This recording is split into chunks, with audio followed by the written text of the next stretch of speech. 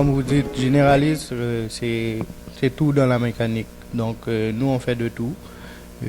Mais moi, je peux dire que je suis spécialisé dans Toyota. Donc, on fait beaucoup de Toyota parce que j'ai travaillé 2 ans chez Toyota.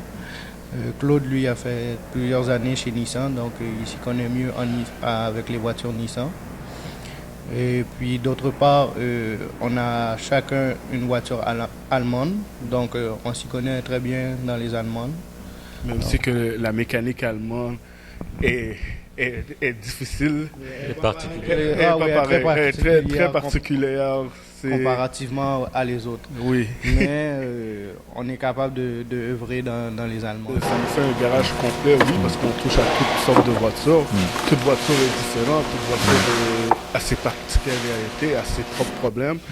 Mais nous, où est-ce qu'on veut se baser vraiment, la mission que nous, on veut faire, c'est vraiment toucher les voitures allemandes, même si que les voitures allemandes sont particulièrement touchées à réparer, mais c'est un marché où est-ce que la plupart... Il y a beaucoup de demandes. Oui, il y a beaucoup de demandes. On s'entend que chez les concessionnaires, ça coûte cher. C'est très cher. Puis on va aussi, prendre un exemple Mercedes, et la main-d'œuvre de l'heure, c'est $130 à l'heure.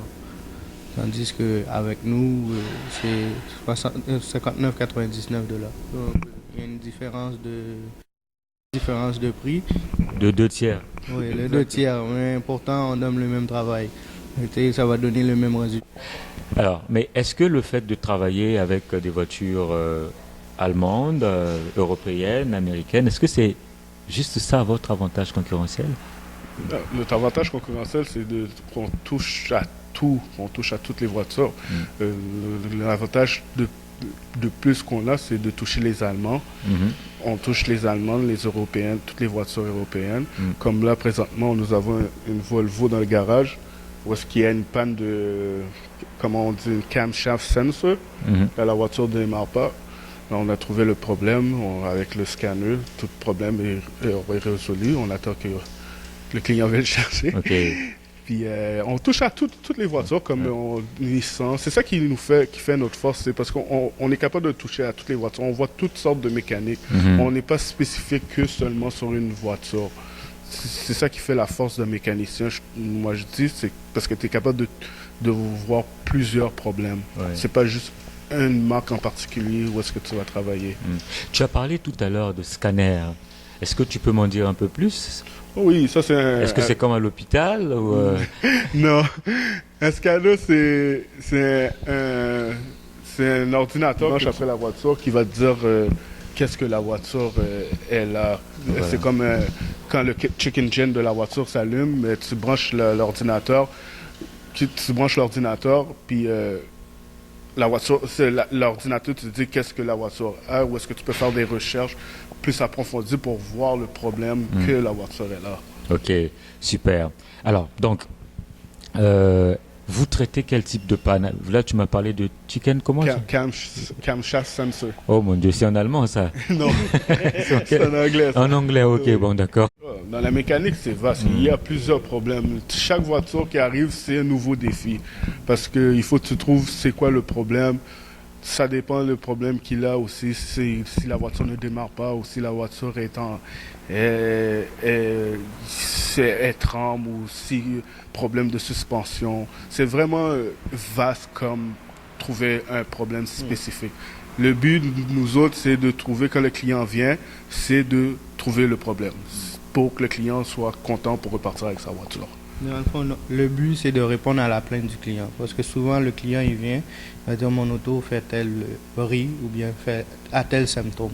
Donc, c'est de pouvoir trouver qu'est-ce qui cause ce symptôme sur la voiture et de réparer ce symptôme. C'est ça le but. Souvent, dans des garages, et moi-même, d'ailleurs, je me suis plaint par rapport à la file d'attente. Et longue file d'attente. Comment vous arrivez à gérer ça? Ça, il faut que tu gères ça avec des rendez-vous. Il faut que tu prends des rendez-vous. Comment établir ton horaire de la journée pour donner des rendez-vous. C'est sûr que tu ne peux pas refuser un client quand il vient, tu le prends, c'est sûr, parce que c'est ça qui fait ton gain-pain. Mais les files d'attente, il faut que tu expliques au client aussi. Quand le client il vient, tu es déjà sur un travail pour lui expliquer, oui, je peux vérifier ton auto, mais dans un certain temps, si tu peux attendre, là, on le met dans la salle d'attente, puis s'attendre pour attendre au prochain pour qu'on puisse vérifier sa voiture. Ils ont la possibilité de prendre rendez-vous. Oui. Ils ont la possibilité de prendre rendez-vous. Et moi, qu'est-ce que j'ai remarqué, qu'est-ce qui fait la plainte du client concernant l'attente, c'est que souvent, le mécanicien n'explique pas pourquoi le client attend. Donc, le client attend sans savoir pourquoi. C'est ça qui est frustrant. Donc, nous, ici, qu'est-ce qu'on fait? C'est tout avant de prendre une décision, on informe le client, on lui dit qu'est-ce qu'on va faire, pourquoi on le fait, et ça va prendre combien de temps. Et s'il est d'accord, on le fait. Si on explique aussi aux clients, ça peut prendre plus de temps aussi, parce qu'en mécanique, rien n'est facile en mécanique. On sait quand on commence, mais on ne sait jamais quand on finit. C'est ça.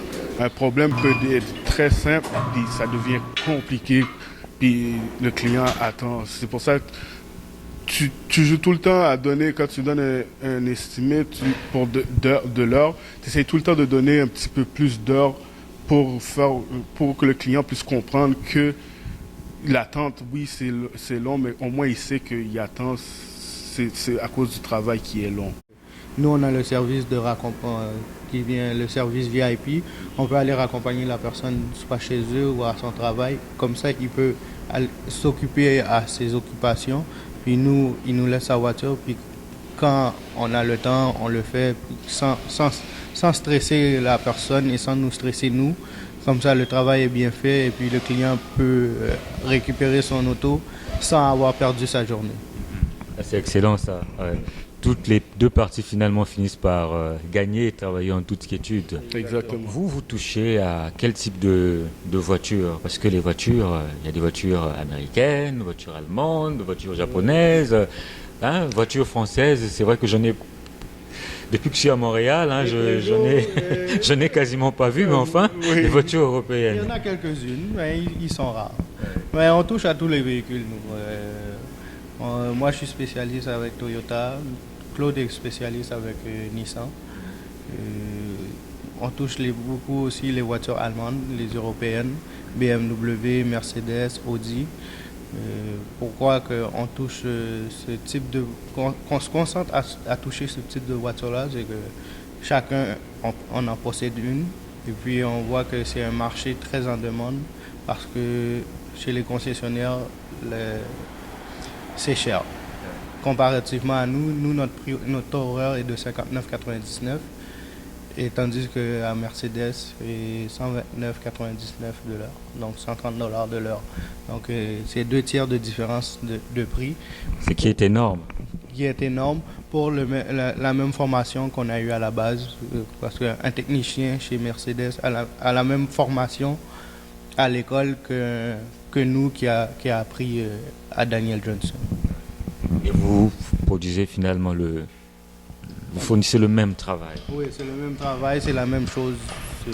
C'est juste que lui, il travaille à la journée longue chez Mercedes, donc il fait que Mercedes, tandis que nous, on touche plusieurs voitures. Excellent.